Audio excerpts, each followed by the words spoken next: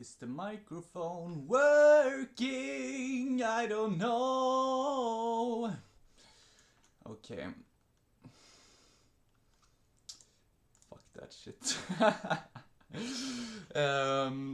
Well, in this video, I actually do have a plan. Well, I had a plan in the last one as well, but this time around I do have a one single topic that I wanna discuss with you, and well, I just put up five points, five signs rather, of someone, maybe you, being an INFJ, and I think all of those you are able to find pretty much all of those traits, all those signs on the internet overall. But I was also thinking about, instead of just listing them up, I wanted to at least to some amount discuss them, like my personal experience with, for example, point one, and see how I go about it and how you possibly resonate with that in your experience, of course.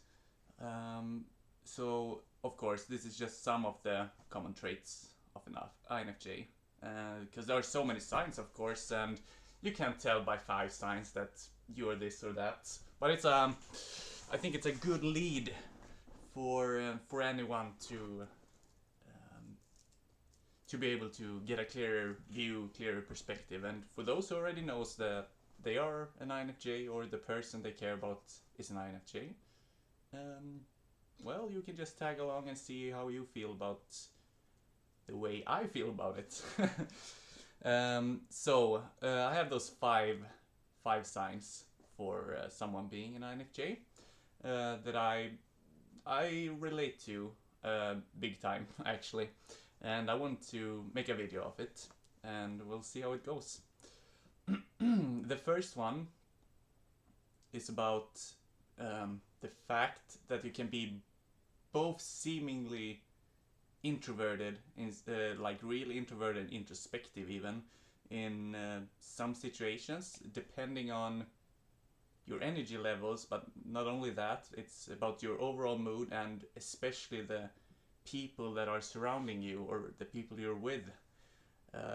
So you can be either very seemingly shy, quiet, or withdrawn into yourself, or if you're in the more right conditions socially or mood-wise, anything that can have an effect on it, you can seem more like a fascinated, expressive guy or girl who wanna really take part of the discussion, and you do it with such it's something special about it. I can see when an INFJ is really into something, like they have a passion for something, and I can feel, observe, and feel like when it happens to myself as well. And you know, it's always what I come to terms with. Also, it's almost like an extreme to either the more introverted side or the more extroverted side. It's very hard to be like in the very balance of, for an INFJ. It's like we are either really not happy with the situation, it doesn't go well for us, we don't feel good, we are feeling stressed around those people, and we tend to withdraw, as I said. But if you're around the right people, for whoever that may be in your life, you can feel like you can express yourself, and you feel like joyous when you speak about something you care about, and that you either about your values, your interests, or something you have in common with another person, or like the feeling of everything just clicking without. Yeah, it's a good feeling, and it's interesting that it's so uncommon to be like in this wave of the middle ground, feeling stabilized. It's always up and down. So yeah, that we can come off like, as INFJ is as far as I'm concerned, and it does really apply actually, the most extroverted of introverts, and it does make a lot of sense to me. I think it can. I think many people can relate to this, even non-INFJs watching the video or having experiences with INFJ people. So yeah, that was the first point. Took well, this video might be longer than I expected, as usual.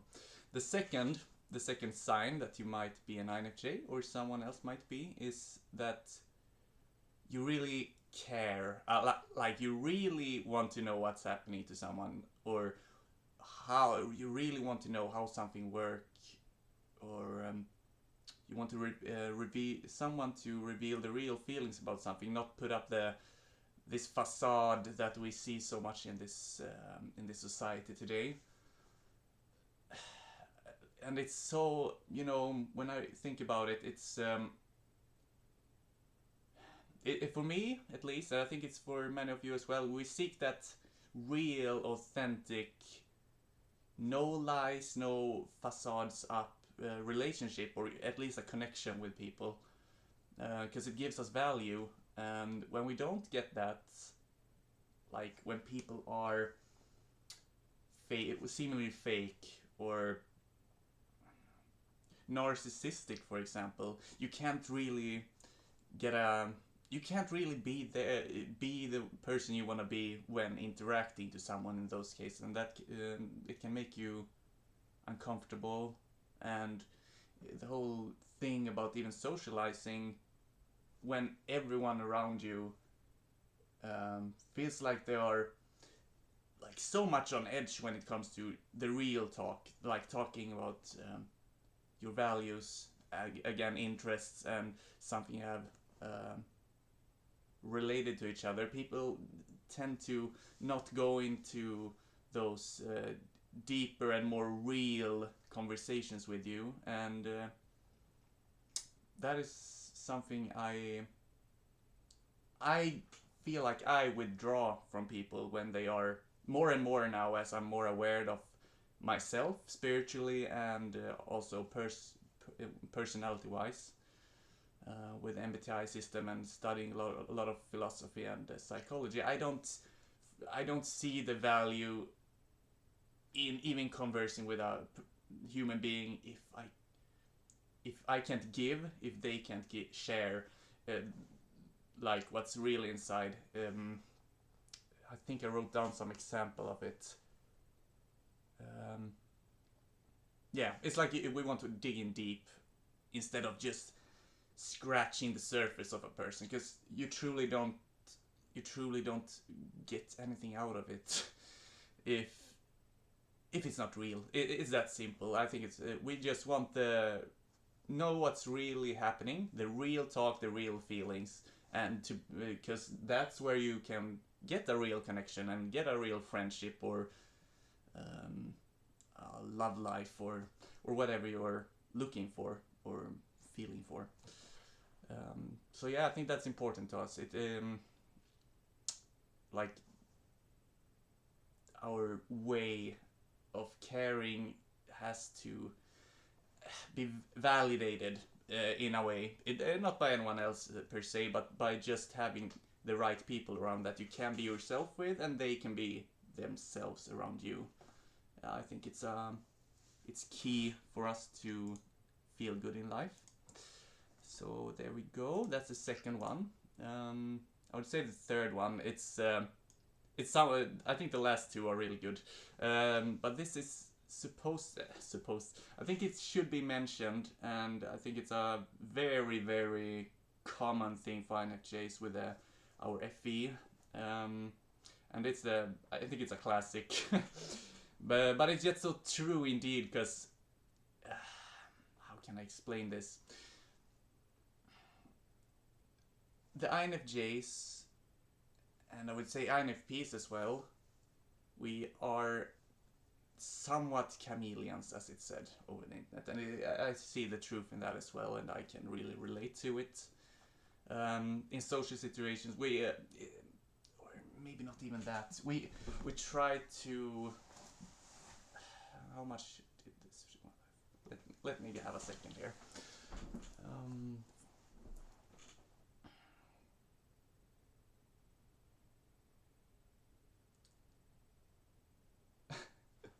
Yeah, I'm gonna have to cut this.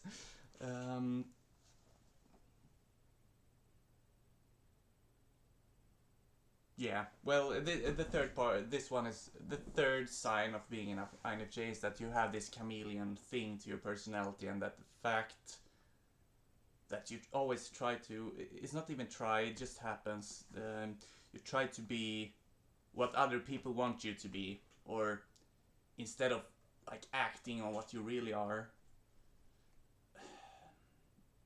It's even hard expressing it, because while talking about it, I can get so many memories up coming from it regarding this matter. And nowadays, I don't live as much as being this chameleon trying to fit in, or okay, I have to adjust myself. Well, I would say I'm a master of being this chameleon thing around people. No one notices when I'm uncomfortable, when I'm stressed, even barely when I'm stressed out, I would say, or I'm not a fan of the situation going on, of the talk and the topics going on.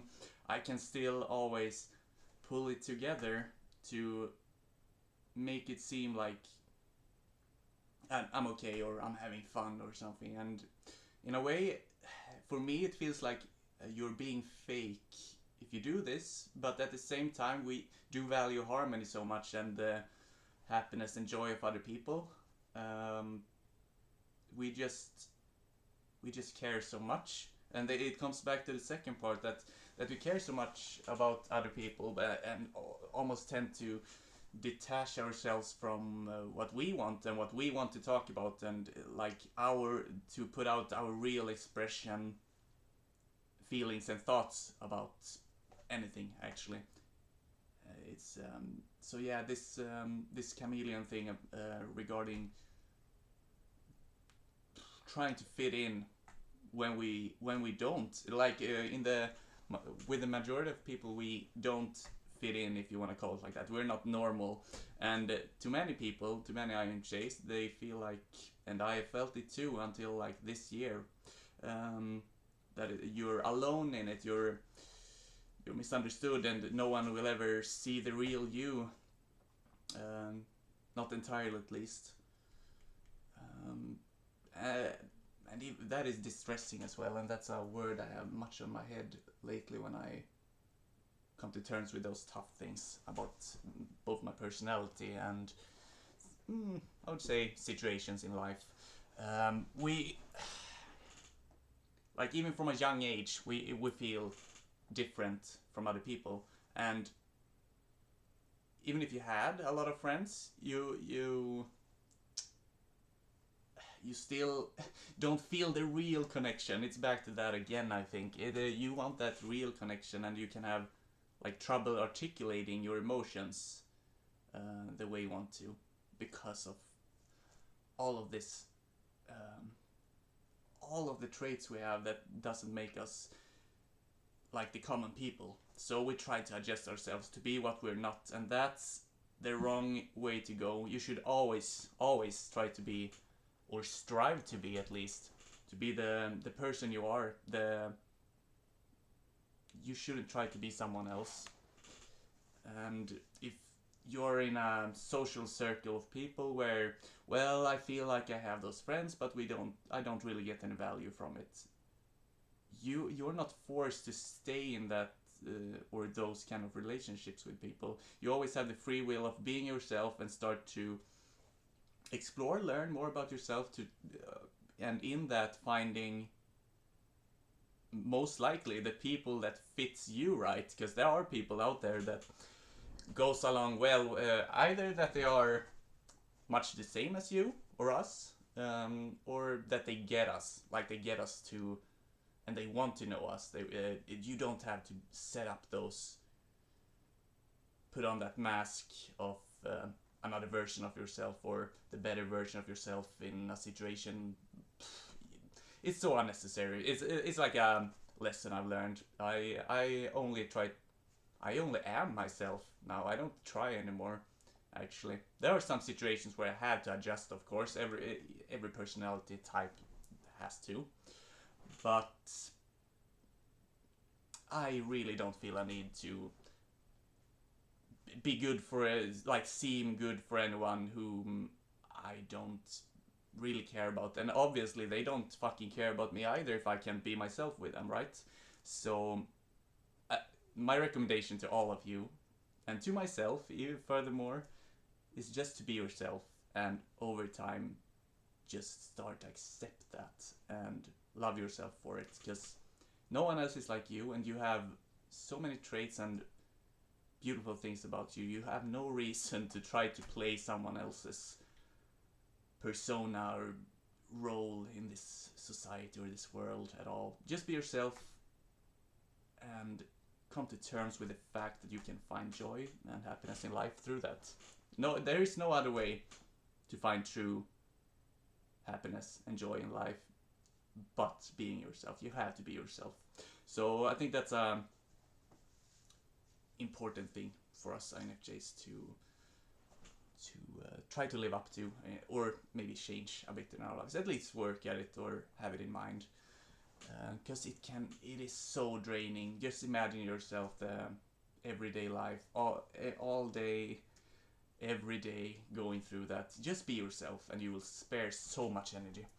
The point number 4, being that you care deeply. I mean deeply about the people in your life that you value. It can be family members, it can be a certain friend or girlfriend, boyfriend. We care deeply, and the thing about it is that we oftentimes have a hard time. I had a hard time until I was maybe 20 years old at least to express anything that I felt was bad, or what I was feeling, like with traumatizing experiences, depression, anxiety, like full blown, all of those things. It's like we care so much, but we almost leave and can leave ourselves out of it, all, just caring about others instead. So even the 4th point here goes now, as I look at it, aligns with the last one as well, the chameleon thing, in a way, because we do care so deeply and we have so much feelings and emotions and values regarding the people in our lives, but for the most part we keep it to ourselves. I started expressing myself more, as I said, the last couple of years. I just reached 26 years of age, exactly 1 week ago now, actually. So I had some years of developing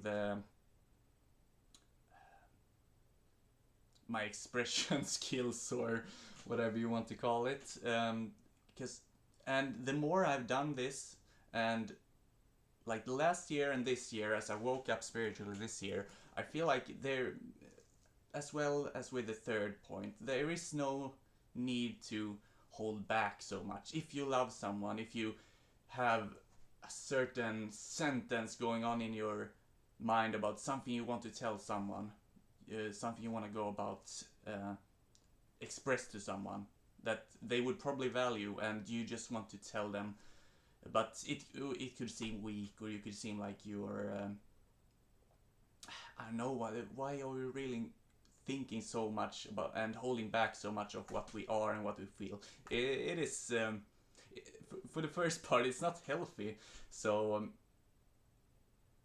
and the other side of this coin is that when you start to express yourself and be yourself more, because that's a part of the 3rd sign as well, then everything will slowly start to fall into place, and you will have some moments, maybe not every day, but some moments in a period of time where you feel connected, where you feel like, I am worthy of expressing this, I'm worthy of being myself, I'm worthy of caring this much, I'm worthy of being sensitive, and I have use of it.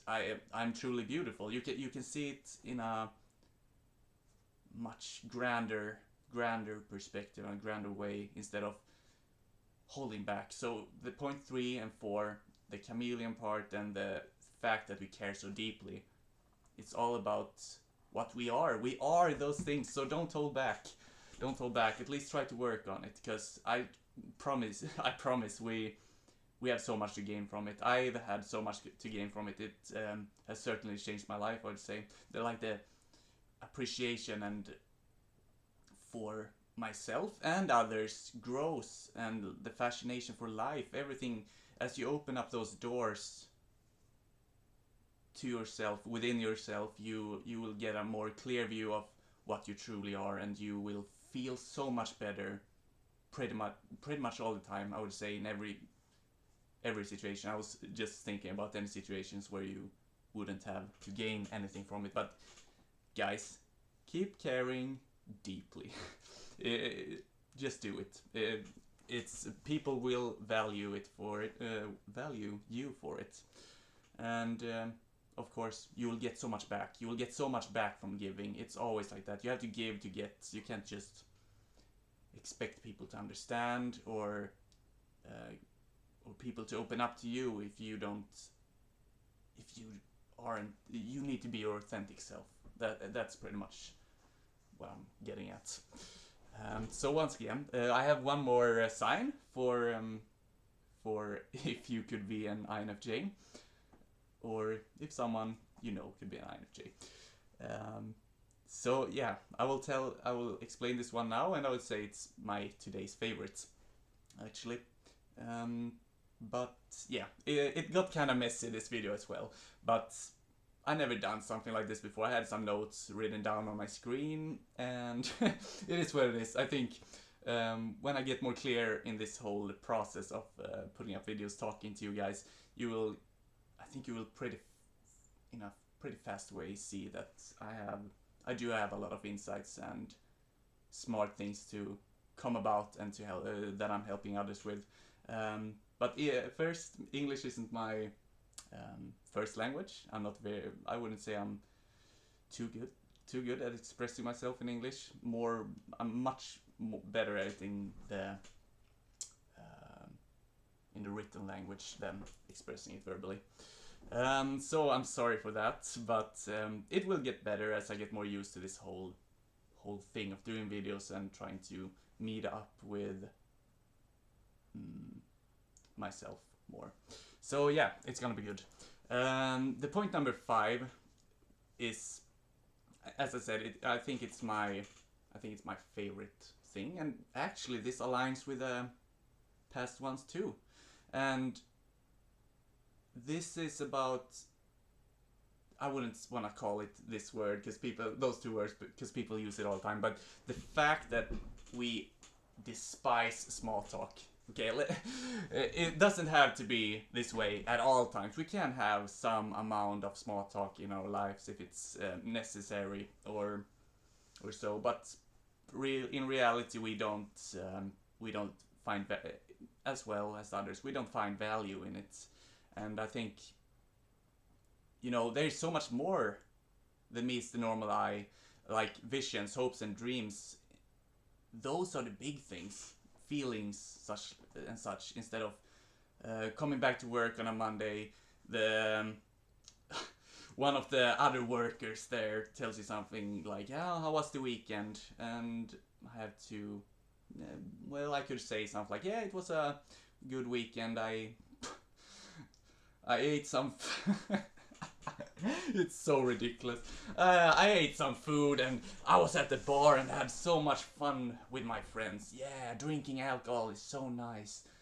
Like, what the fuck do you get from that? That's not a good example of a small talk, by the way, but I think you still know what I mean. It's just, we want the real connection. I think it's an ongoing thing with all those signs, actually. We want a real connection in every situation. Like, the common easy talk isn't for us. It's the same thing with the mundane tasks of the everyday life. It's not necessarily fun either, but sometimes it's something that has to be done in order to get going, or some things you just have to do them. But when it's too much of this common shallow talk, connections, you're at the same time as you're doing too many or too intense mundane tasks too often, then you're starting to feel stuck. You're starting to feel stressed out. I mean, really stressed out for me. I feel like it's almost like I can't breathe if it's too much of the bullshit. I would say, I would call it bullshit actually, because we need more in life, and that's pretty much my point with the number 5. INFJs and other people who see so much more than the common things outside here or whatever. We want more than that. We want to be able to achieve more. We want to be able to give more. We want to be able to receive more for because we know we are able to do such great things in this life, and the mundane tasks, the mundane jobs and everything, we can do it. It's not like we're worthless doing it because we don't favor it, but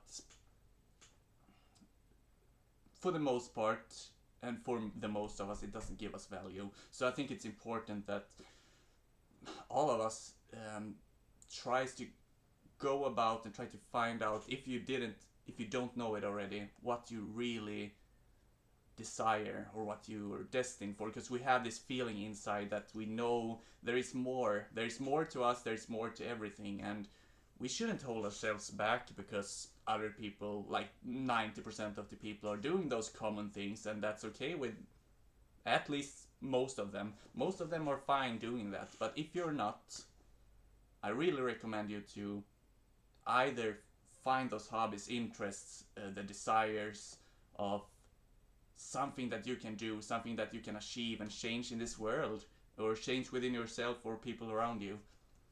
Because I know, trust me, I know that every single INFJ, INFP, and of course all other types has so much to give, more than just being normal. We don't need to be. We are not supposed to be held back. Not by. It starts from ourselves, of course, because of the interpretations we get from the outside world, social conditioning and everything. But it's, don't live in that illusion. Don't do it. If you want to change something, if you want to update something, if you want to evolve, if you want to start doing something more with your time, with your life, try to start doing it. Try to start feeling it, being it. And the more you go on with this, it's like the law of attraction for you who are familiar with it. If you're not, I recommend you to check it out. The law of attraction is it's powerful, especially for an intuitive type, and maybe especially for a feeling type that really, as I said, cares so much about people and values and everything. You have so much to gain from using your intuitive side, your visions, your bigger dreams, what others feel like, yeah, it's not possible, no, you can't do that. Fuck you, you can do anything you want. The only thing stopping you is yourself and the perception of that, the fact that others could have can affect you. Like, no, I don't think you can do this job. You're too weak for this. You didn't really. Did you study for this? No, you didn't. You should go for something else. No, I wanna go for this. Then go for it. Yeah, as I said, potential is within all of us. So why not use it instead of holding back? We can achieve anything. Actually, it sounds like he's talking shit for some people who might sit here right now and feel like they are so much into this mundane and negative thought patterns, life patterns maybe. But believe me, if you try to believe, if you try to start feeling, try to start being yourself and living up to that, life will change. It has done for me, and nothing has ever changed in my life until I started to go about those things. So being mindful with yourself and being true to yourself can really give you a big upper hand compared to other people in everything. So yeah, that was all my 5 signs for that you could possibly be INFJ. I am, as usual, it's very messy. Well, as usual, it's the second video, but and I, yeah, this video is a bit funny. Uh, but I think if it at least helps some of you, or at least if some of you get what I'm trying to say, even if it's messy still, and will be maybe for a couple of more videos until I'm a bit more clear-headed about going about those videos. I think you can still have much to gain from it, and I think we can all observe and find, even analyze and find things about ourselves that we can change for the better. Not change like, oh, I'm not good at this, or you don't have to feel bad for not being perfect. You will never be perfect. I will never be perfect. So just be you, and just continue to start. If you're not already, try to enjoy the journey. I'll get into this more in this more spiritual talks and videos, but try to enjoy even the downfalls, even the bad and negative things, because they are a part of your learning process and getting closer to your true selves. And just do it. Just be you. Yeah. Thank you all for watching. I'm truly grateful to help all like all of you here. It means a lot to me. Yeah, I think I'm done with this video for now. I'll see you the next time, and I will try to keep it a bit less messy for the third video. See you guys soon.